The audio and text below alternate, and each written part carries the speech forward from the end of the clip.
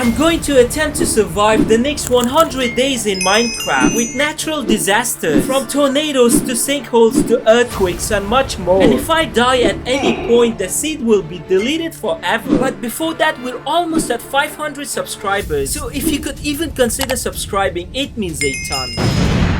As I was chopping down trees to craft tools, I was caught up in the middle of a tornado, and it made me realize from the get-go that I couldn't just stay in one place, because these natural disasters would destroy anything in their path, including my house, and might even potentially send me to the gulag. And I couldn't take that chance, so I had to keep on moving. And as soon as I crafted the tools, I jumped straight into the ocean to catch some fish, because I couldn't just create a vegetable or animal farm. And from there, I made my way to the small island with many fortresses. And again, I nearly drowned in the tsunami, and it was the biggest tsunami I had ever came across. And suddenly it started to rain acid, and my skin was burning real bad. So I had to take shelter in the small fortress. But to my surprise, this wasn't even the final fall, and boom, I nearly caught dead by the meteorite. So I had to quickly dig underground, thinking that it might save me. But the meteorite seized my cheeks quicker than I could blink, and it was a sight to behold. So when the meteorite stopped being so generous, I quickly made my way back to the surface to get away from this place. And a water geyser just started flowing right next to me. But I was able to get away in due time because of my stiff athletic body. And as I looked back, I noticed the cataclysmic destruction caused by the meteorite. This natural disaster Minecraft world was no joke, but the show must go on. Anyways, as I was traversing the world, I saw two giant water geysers flowing right from the ground. And finally, I had my first encounters with the earthquake, and you can imagine the type of damage it did to the land. But the worst of all was when I caught up in the middle of another tornado, and this time it sent me flying and I couldn't do anything about it. And I really thought I was gonna meet Jesus, but I was thrown into the ocean, which kinda saved me. But on the positive side, the next morning I saw a lot of fish floating on the surface of the water for me to catch. I think it was caused by the tornado the night before, and the fish kept me fed for the next couple of days. As I was sailing my ship in the ocean, I was greeted by this holy firestone, or you could call it meteorite. Even though I was moving fast, it still slapped my cheeks, as if to let me know who's the boss around these ends. And after a long cat and mouse chase, I was able to escape. And when I saw the damage caused by the holy firestone, let's just say it was catastrophically unholy. Anyways, on my way I found a few pumpkins, and I also met a panda, which I definitely didn't do anything to it, but still it disappeared for no apparent reason. And I also found a few watermelons in this bamboo forest. Due to my circumstances, I couldn't just rest in one place, and I just realized I haven't had a good night's sleep in like never. Hell, I didn't even have cottons to craft a bed for myself. It was pretty sad if you think about it. As I was sailing through these giant islands, I came across a lava fall, which was beautiful. The yellow-orange was contrasting with the rest of the colors, and it was a sight to behold. And soon my prayers were answered after traveling in this land for days without resting. I finally came across this beautiful village, but suddenly I was brought back to reality when I saw another water geyser flowing from the ground, to remind me that if I stay in this village for too long, it would get destroyed, including everything in it. But I didn't care, not even a bit. Not only I stole the bed from one of the villagers, but I also stole all their food and slept like a baby, and it was refreshing. And now I wanted to find some minerals to craft better equipment, and I knew that these natural disasters were only following me, so I made a camp outside the village and started digging in for anything that was useful. I did find copper, but it was useless because it didn't let me craft any tools.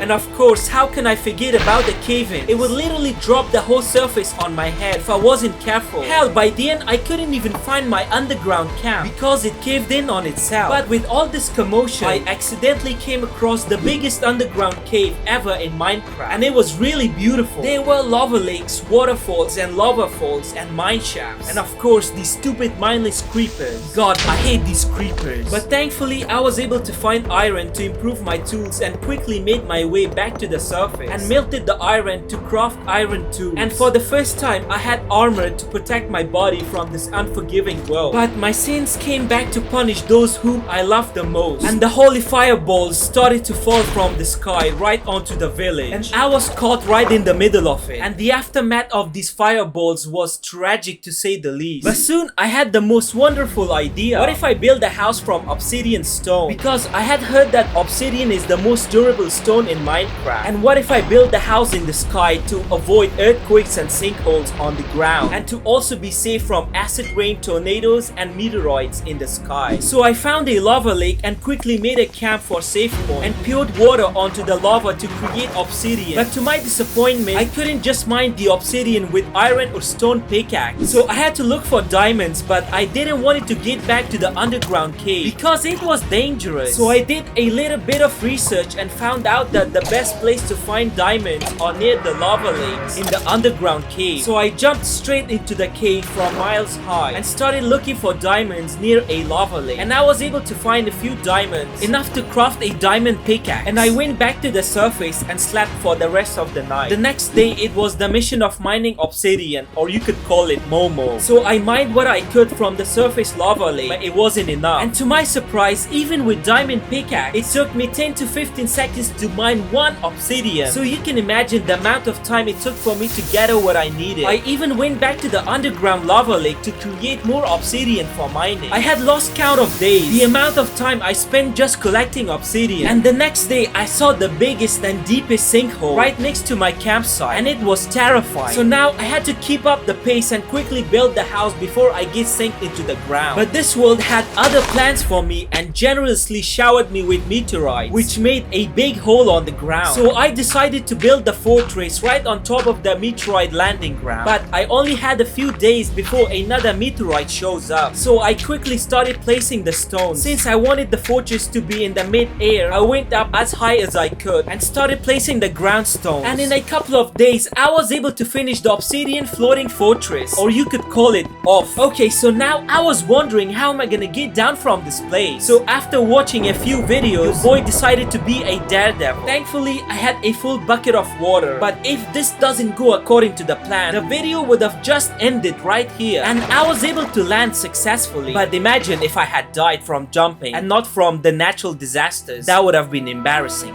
Jeez. So I created the ladder and lit up the place with torches to avoid the mobs spawning. But it wasn't enough because the fortress was too dark. So I had this brilliant idea of collecting these meteorite stones to light up the entire fortress, and it worked beautifully. And of course, how can I forget about the essentials? And finally treated myself with a diamond armor and a diamond sword to complement my warrior syndrome. Afterwards, I went on a search for sheep to cover the floor with white carpets and sand to create the glass and decorate the house. On my way, I was able to collect plenty of sand and cotton. I mean sheep, cotton, sheep. I also came across Mr. Moose and Pig, so I hunted them for dinner as my fish stock was running low. I came back and started cooking the meat and stored it for future use. I also started placing the carpet, but it wasn't enough. So I went back to collect some more cotton, I mean sheep. There were still natural disasters happening left, right and center. And finally, I laid out the carpet and it was beautiful. I melted the sand and created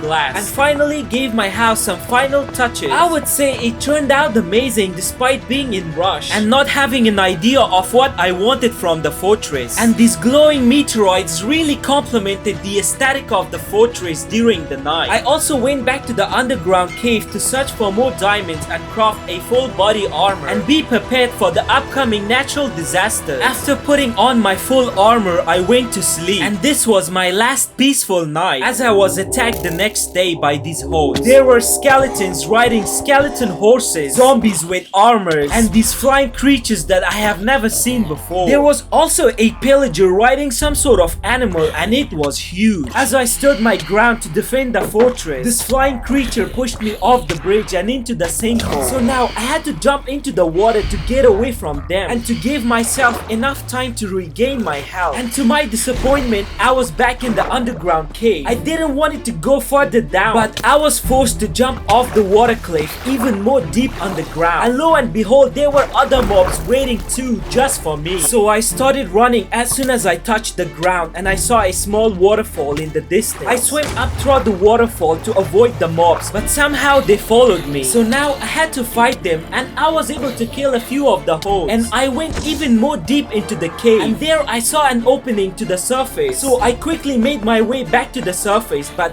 I was surrounded by these mobs. They were attacking me from all sides and my luck was running out. But suddenly there was an explosion and it gave me a chance to get out of the cave. And I started running as far as I could. I needed a plan to kill these hordes. So I jumped into the ocean and regained my health. From there I tried to kill them slowly one by one. This went on for a while but it seemed like there was no end to it. Until one of the flying creatures came back with his friends. And now they could even dive into the ocean to slap my cheek. It was frustrating because I couldn't get a hold of the flying creatures. And I thought I was gonna die this time for sure. But suddenly the horde started to disappear. And I fell into the map. And when I came back, everything was normal. As I climbed back to my fortress, it started to earthquake. And my fortress fell apart. And the acid rain and sinkhole followed suit. And by the end of it, my fortress was just a shell of its former self. But of course, how can we forget about Mr. Tornado? It literally came to sweep me off my feet. I watched my fortress being destroyed by the tornado. And the pieces were floating around in mid-air, including myself. And before I could even use my water bucket trick shot, I hit the fortress that I built with my own hands and died before reaching the ground.